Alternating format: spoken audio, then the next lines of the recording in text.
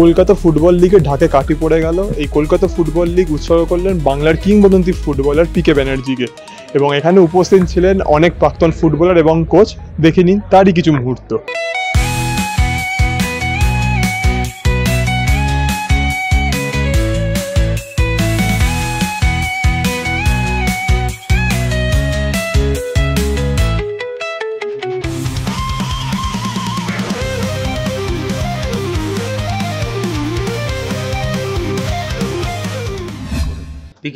পিকে ব্যানার্জি ভারতবর্ষের সবচেয়ে বড় প্লেয়ার, সবচেয়ে বড় কোচ, কেউ নেই পাশে, বলতে বাধ্য হচ্ছি।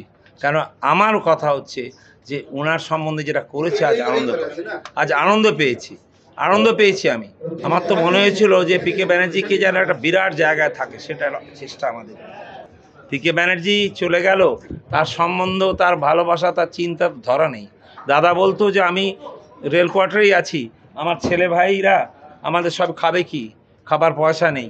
মোহনবাগান ক্লাব বললো তোমাকে একটা গাড়ি দেবো, সেই সময় চুনিও পেয়েছে, উনিও পাবেন। পিকে ব্যানার্জি বললেন না, আমি আসতে পারবো না মোহনবাগান মাঠে। কেন? একদম রেলওয়ে ছাড়বো না। খাবে কি? 11 জন আমাদের রাখতো। পিকে ব্যানার্জির মতো মানুষ বিরল। অনেক ফুটবল প্লেয়ার দেখেছি, অনেক পৃথিবীর সেরা প্লেয়ার দেখেছি। বিশ্বাস করো, দাদা ছিল এমন একটা লোক ভাবা যায় না। ভাবছে আমরা ভাইরা কী করে বড় হব, ভাবছে। আর কি অবস্থা, সেই জায়গা থেকে ও দেখিয়ে দিয়েছে তাহলে মোহাম্মদ ইসমল যাবার দরকার নেই। যদি ভালো কিছু করতে পারি, তাই করতে পারি, সেটা করেছে। কোনো ভালো কাজ যখন আমরা করি, আমরা আমাদের পূর্বপুরুষদের, আমাদের প্রিয়জন যারা আমাদের মধ্যে নেই, তাদের নিয়ে প্রথমে তাদের স্মৃতিচারণা করে শুরু করি, তাদের সম্মান জানিয়ে শুরু করি। যেরকম ধরুন দুর্গাপুজোর আগে আমরা যেটা করি হলো তর্পণ, যেটা হয় তাদেরকে সম্মান জানানো আমাদের পূর্বপুরুষদের। বাংলার ফুটবলকে যদি এগিয়ে নিয়ে যেতে হয়, তাহলে বাংলার ফুটবলের অতীতকে ভুললে চলবে না।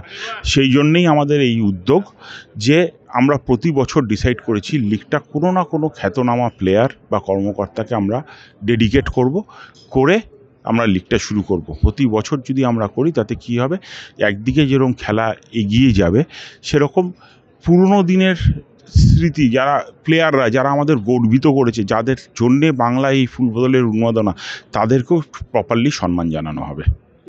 আমাদের সবার চিন্তাভাবনা, আমরা বসে আলোচনা করছিলাম যে কে হতে পারে ম্যাসকট। তো আমাদের মনে হলো যে বাঙালি মানে ভোজন রসিক, বাঙালি মানে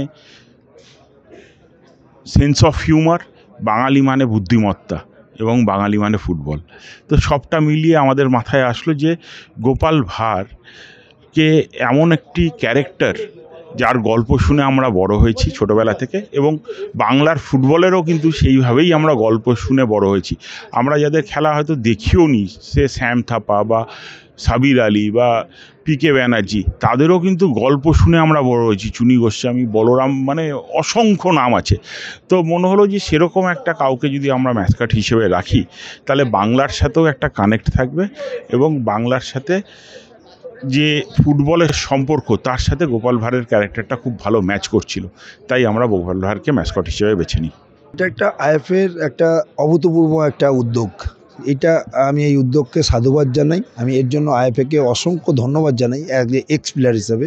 যেটা আমাদের আইকন, কিংবদন্তি প্লেয়ার আমাদের, এবং কোচ প্রদীপ ব্যানার্জিকে যে একটা সম্মান জানানো হলো, এর জন্য কিন্তু আমরা গর্বিত একটা এক্স প্লেয়ার হিসাবে। এই আইএফএর এই যে উদ্যোগকে আমি সবসময় সাধুবাদ জানাই। কারণ যে কলকাতা লিগ, দেখো, একটা কিন্তু ডোমেস্টিক, একটা আমাদের দেশের ডোমেস্টিক লিগের মতো সেরা লিগ।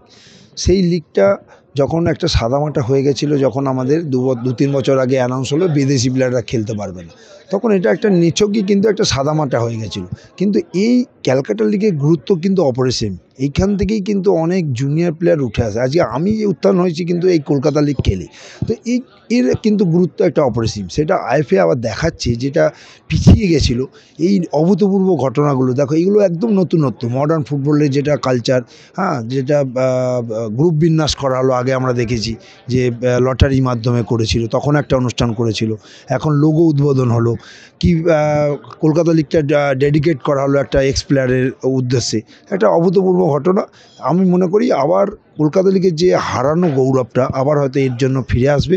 এটা একটা দারুণ উদ্যোগ, এটা আগের কখনো হয়নি, এবং প্রদীপদার মতো একজন মানে লিজেন্ডারি ফিগার্স। এবং আমার আরও ভালো লাগার ব্যাপার হলো প্রদীপদা, আমি রেলের কর্মী এবং এই আমার কোচিংটা শুরুই প্রদীপদার প্রস্তাবে। প্রদীপদাই আমাকে রেল এফসির মানে কোচিং প্যানেলে আমাকে রাখে এবং 97 সাল থেকে প্রদীপদার আন্ডারেই আমি খেলেওছি এবং আমাদের রেলের হয়ে খেলেছি। এটা গৌরবে এবং এইটা শুরু হলো প্রতি বছর এরকম অনেক বিখ্যাত ক্রীড়াবিদদের নিয়ে এই চিন্তা ভাবনা, এটা একটা দারুণ উদ্যোগ। এটা অরূপ বিশ্বাস বলে গেলেন যে আগামী বছরে সন্তোষ ট্রফির কোচ আপনিই হচ্ছেন, এই নিয়ে কি বলবেন? দেখো, এটা ওনার অ্যাঙ্গেল থেকে উনি বলেছেন, ওনার চাহিদা থেকে বলেছেন, ভালোবাসা থেকে বলেছেন এবং এটা আমার কাছে একটা চমকের মতো, আমিও এক্সপেক্ট করিনি। একটু ভাবনা চিন্তা, মানুষের একটা স্পেস দরকার এবং এটা অনেক আমার কাছে গৌরবের। আবার বলছি, আমি সরাসরি না বলতে পারি না, কিন্তু নিশ্চয়ই প্রস্তাবটা ভালো, কারণ যেই কোচ হোক সে তার মতো করে টিমটা বাঁচতে পারবে, দেখে নিতে পারবে এবং সেটা প্রয়োগ করতে পারবে। এখন দেখা যাচ্ছে।